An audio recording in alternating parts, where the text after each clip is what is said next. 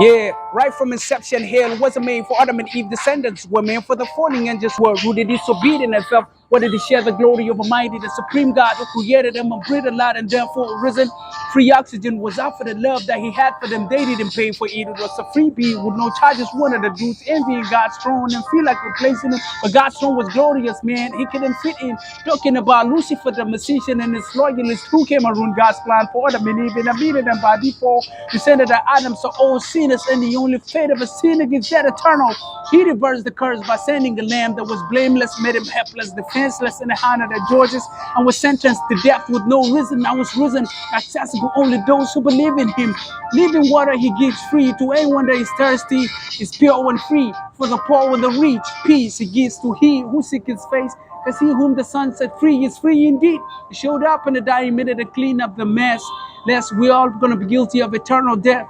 Yes, we all would have been in the grave by now, but it's the unmerited favor that kept us alive. If it were back then, Moses, Alpha and I, then I guess my whole flux would have been finished by now. I would have been the most poorest beggar in the street of Beehive. All my nice jeans and t-shirts would have been a rag. By his grace and mercy, so I know you've been justified. I don't owe you no more.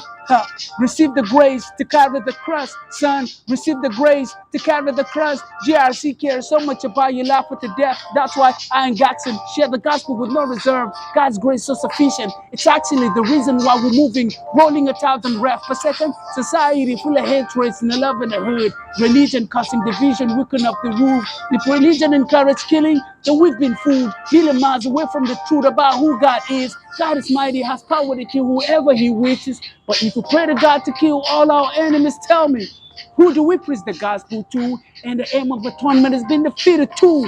Rules number one is to love God as supreme. Love your neighbor as yourself. It's a number two rules. No Jews, no Gentiles, slave or master. We all equal in the eyes of a Father. Happy Sunday, A1. Love.